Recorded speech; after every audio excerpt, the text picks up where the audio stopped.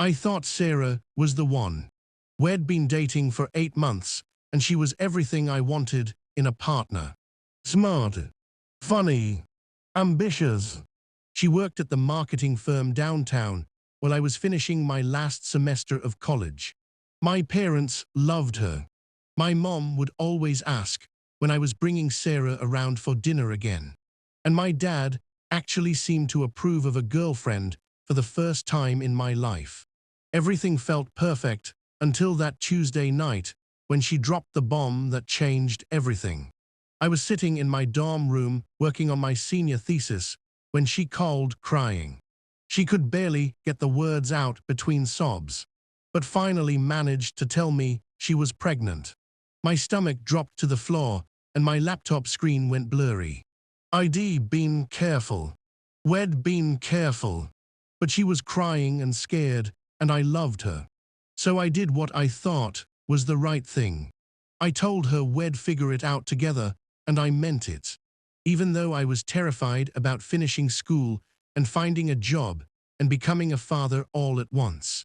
The next morning, I drove to her apartment with coffee and bagels, trying to be supportive while my mind raced through all the ways this would change our plans. She was still in her pajamas when I got there, looking small and vulnerable on her couch. We talked about options and timelines and what this meant for us. She said she wanted to keep the baby and asked if I'd stand by her. I took her hand and promised her I would, even though the words felt heavy coming out of my mouth.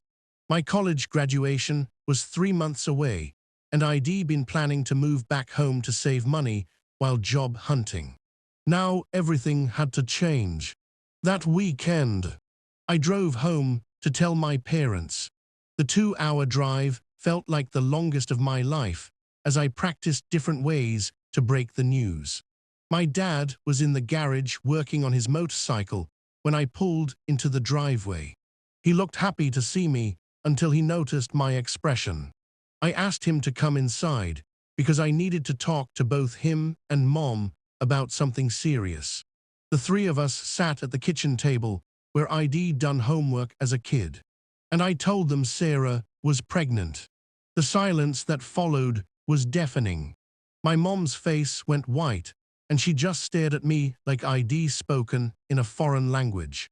My dad's jaw tightened, and he asked if I was sure the baby was mine.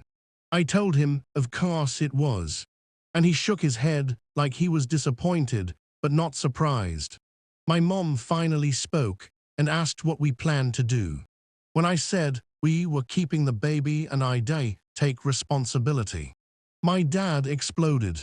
He started yelling about how I'd thrown away my education and my future for some girl I barely knew. He called Sarah names I won't repeat and said I was too stupid to see I was being trapped. The argument escalated until I was yelling back, defending Sarah and telling him he didn't know what he was talking about. My mom tried to calm everyone down, but my dad was past reason. He stood up and pointed toward the door, telling me if I was old enough to make adult decisions, then I was old enough to handle the consequences on my own. He said not to expect any help from them, financial or otherwise. When I tried to argue, he cut me off and said, as long as I stayed with that girl and claimed that baby, I wasn't welcome in his house. My mom started crying and begging him to calm down, but had made up his mind. I left that night with my relationship with my parents completely destroyed. The drive back to school was a blur of anger and hurt. I called Sarah when I got back to my dorm and told her what happened. She cried and apologized, saying she never wanted to cause problems with my family. I assured her it wasn't her fault and my parents would come around eventually. I was wrong about that, but I couldn't have known it then. For the next few weeks, I threw myself into school and started looking for jobs that would pay enough to support a family. Sarah and I started making concrete plans. We looked at apartments we could afford on my future salary and talked about names and cribs and all the things expectant parents discuss. She started showing a little and would send me pictures of her growing belly. I'd never been excited about becoming a father, but seeing those photos made it feel real in a good way. I started imagining teaching our kid to ride a bike and helping with homework. Maybe this wasn't how I'd planned my life, but it could still be good. My parents maintained radio silence. I called and texted, but got nothing back. My mom's birthday came and went without acknowledgement. When I graduated, I walked across that stage knowing they weren't in the audience. Sarah was there cheering for me, 6 months pregnant and glowing with pride. After the ceremony, she suggested we drive by my parents' house so I could show them my diploma. I knew it was pointless, but her optimism was infectious. We pulled into the driveway and I knocked on the door while Sarah waited in the car. My mom answered and her face lit up for a second before remembering she was supposed to be angry with me.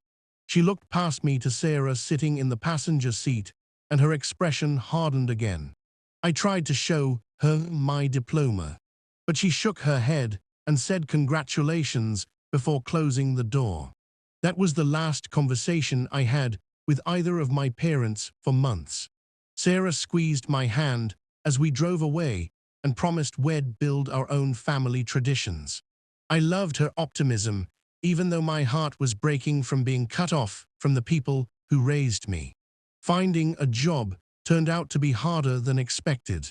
I'd majored in business, but had no real experience beyond internships. The positions I was qualified for didn't pay enough to support a family, and the ones that paid well required experience I didn't have. I took a job at her insurance company processing claims for barely above minimum wage. It wasn't glamorous, but it had health benefits and room for advancement. Sarah was understanding about our tight budget and never complained when we had to eat ramen noodles for the 3rd time that week. We moved into a 1-bedroom apartment in a neighborhood that wasn't great, but was all we could afford. The walls were thin and the plumbing was questionable. But it was ours. Sarah nested like crazy, buying baby clothes at thrift stores and setting up a corner of our bedroom as a nursery. I worked overtime whenever possible and started delivering food on weekends to bring in extra money. My car started making concerning noises, but we couldn't afford to fix it. Every dollar went toward preparing for the baby or keeping us afloat. Sarah's pregnancy progressed normally according to her doctor. I went to every appointment I could, watching our baby move on the ultrasound screen and feeling more connected to this little person we'd created. The technician couldn't determine the sex clearly, but said it looked like we might be having a boy. I started imagining teaching him to throw a baseball and taking him camping. Sarah laughed at my sudden enthusiasm and said she knew I'd be a great dad once I stopped panicking about everything. 7 months into the pregnancy, things started getting strange. Sarah began missing appointments, saying she'd reschedule but never did.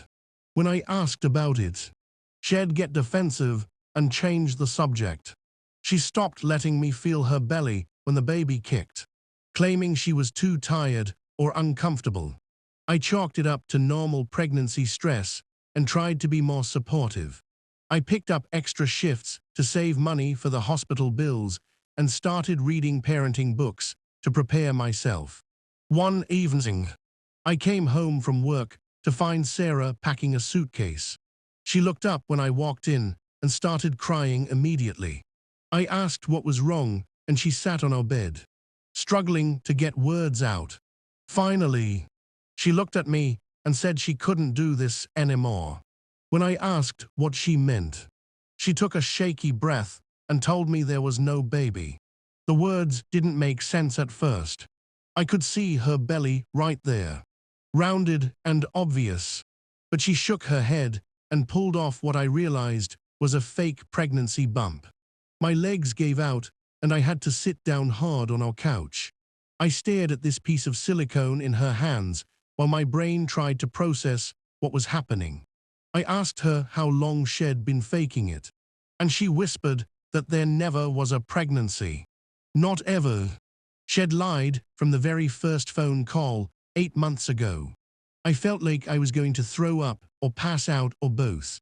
Everything we'd planned, everything we'd built, the family ID imagined, none of it was real. The silence in that apartment was deafening as I tried to understand why someone would do this. She started explaining through her tears, saying she'd been afraid I was going to break up with her when I graduated. She'd heard me talking to my roommate about maybe moving back home and taking time to figure out my career. She panicked and thought if she was pregnant, I'd stay with her and we could build a life together. She never meant for it to go this far.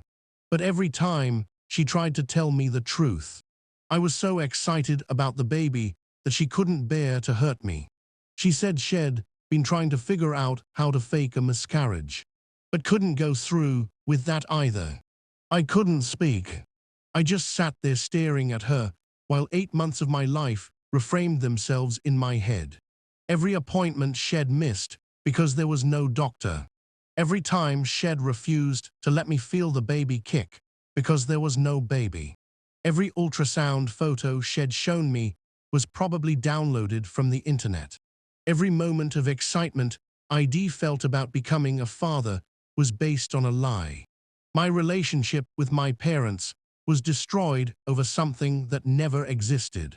I'd changed my entire life trajectory for a fiction. The worst part was realizing how elaborate the deception had been. She'd researched pregnancy symptoms and faked morning sickness. She'd bought maternity clothes and worn them convincingly. She'd talked about names and nursery themes and acted every bit the excited, expectant mother. The performance was so complete that I'd never questioned any of it. Even her friends and co-workers believed she was pregnant. The depth of planning required to maintain this lie for 8 months was staggering and terrifying. I finally found my voice and asked her why she didn't just talk to me about her fears instead of creating this massive deception. She said she was scared I'd leave and she loved me too much to risk it. But all I could think about was my dad's words that night in our kitchen about being trapped and manipulated.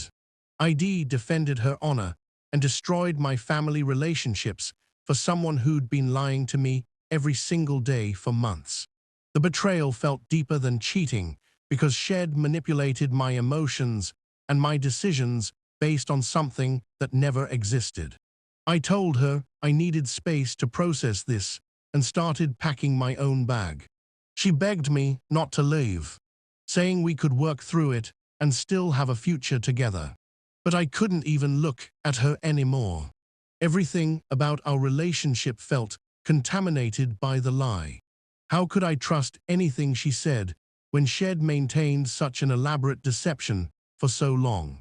I grabbed my essentials and walked out, leaving her crying on the bed, surrounded by fake pregnancy props and empty promises. I spent that night in my car in a 24-hour diner parking lot, calling in sick to work and trying to figure out what to do next. I couldn't afford the apartment on my own, but I couldn't go back there either. I'd burned bridges with my parents over a lie and had no support system left. My college friends were scattered across different cities, starting their own careers. I felt completely alone and stupid for believing everything Sarah had told me.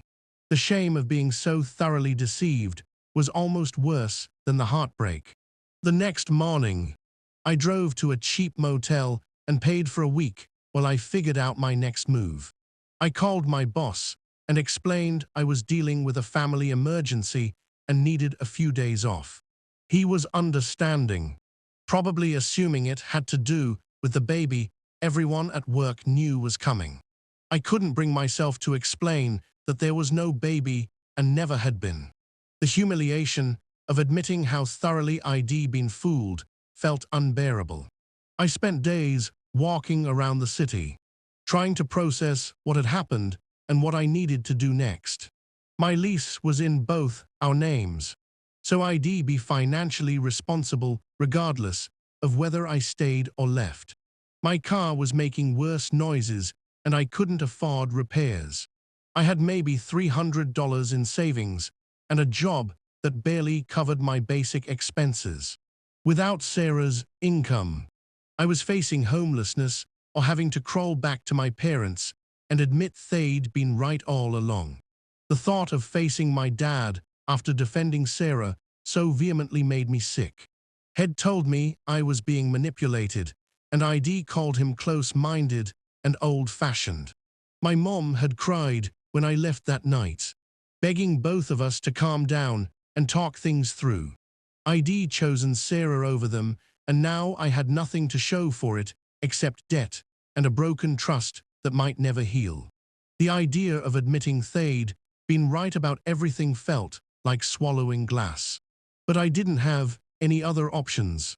I was 22 years old with no money, no family support, and a job that wouldn't cover rent on my own. I swallowed my pride and called my mom from the motel room. She answered on the second ring, and I could hear the surprise in her voice. I started to explain what happened, but broke down crying before I could get the words out. She listened quietly while I told her about Sarah's fake pregnancy and how sorry I was for choosing her over family. When I finished, there was a long pause before my mom said she'd talk to my dad. She called back an hour later and said I could come home.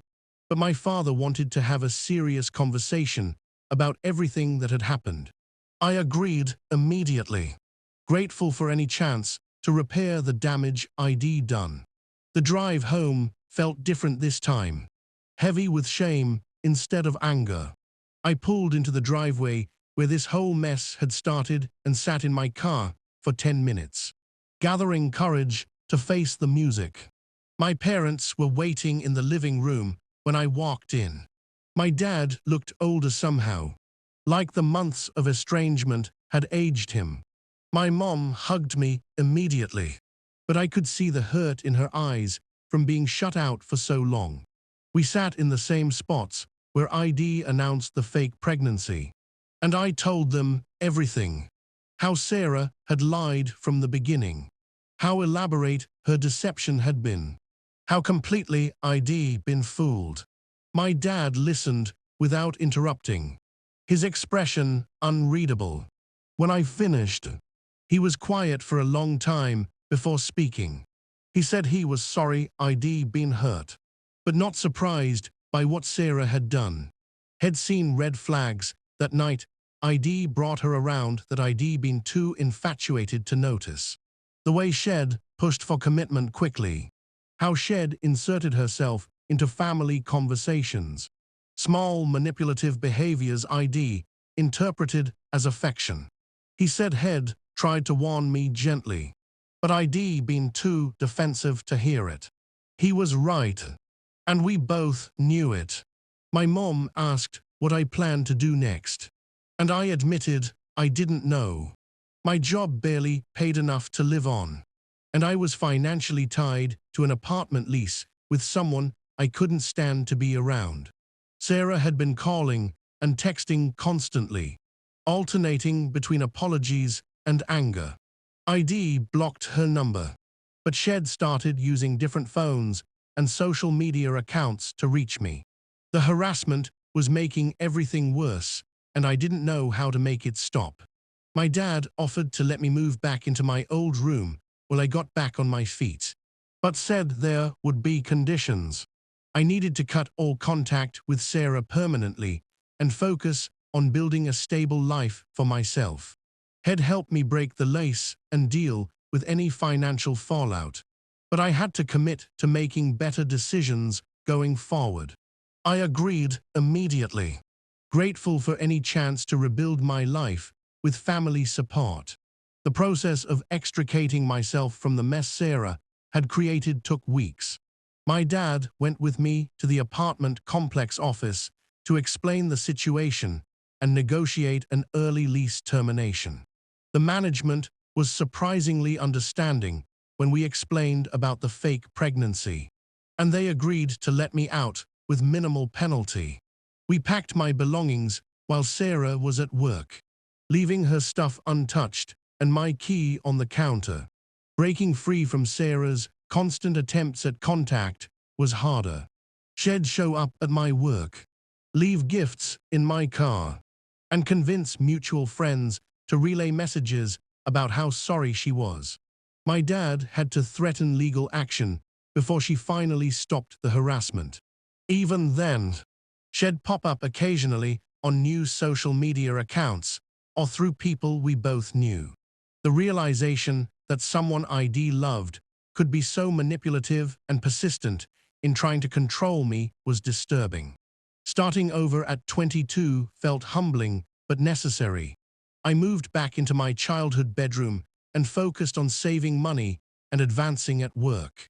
My supervisor noticed my improved focus and offered me additional training that led to a promotion within 6 months. Having family support made all the difference in rebuilding my confidence and making better decisions about relationships. My parents never said, "I told you so," but their presence reminded me daily that people who truly care about you don't manipulate and deceive you. The experience taught me to trust my instincts and listen to people who care about me, even when their advice is hard to hear. It took over a year before I was ready to date again. And when I did, I was much more careful about red flags and rushed commitments. My parents' approval wasn't the only factor in choosing a partner, but their perspective carried more weight after seeing how right they'd been about Sarah. Some lessons can only be learned the hard way, but they stick with you forever. 2 years later, I'm in a healthy relationship with someone who values honesty and earned my family's trust gradually. We've talked openly about the Sarah situation and how it shaped my approach to relationships. She understands why I need transparency and communication, and she's never tried to rush or manipulate our timeline. Building something real after experiencing such an elaborate deception feels like a gift I don't take for granted. Looking back, I'm grateful the truth came out when it did, even though the pain was devastating at the time. Another month of that lie would have meant more financial damage and deeper emotional investment in something that never existed. Sarah's inability to maintain the deception ultimately saved me from an even worse situation. Sometimes the worst thing that happens to you turns out to be exactly what you needed, even if you can't see it in the moment. The relationship with my parents is stronger now than it was before this whole situation started. Going through crisis together and having them support me through the aftermath created a deeper bond built on mutual respect rather than just obligation. They know I'll listen to their concerns now, and I know they'll be there when life gets complicated. Family relationships aren't perfect, but they are worth fighting for when they are built on genuine love and care. I still wonder sometimes what would have happened if Sarah had just talked to me about her fears instead of creating such an elaborate lie. We might have worked through her insecurities and built something real together. But someone willing to maintain such a deception for months while watching me destroy other relationships for her sake isn't someone capable of the honesty required for a healthy partnership. The lie revealed who she really was, and I'm better off knowing that truth, painful as it was to discover.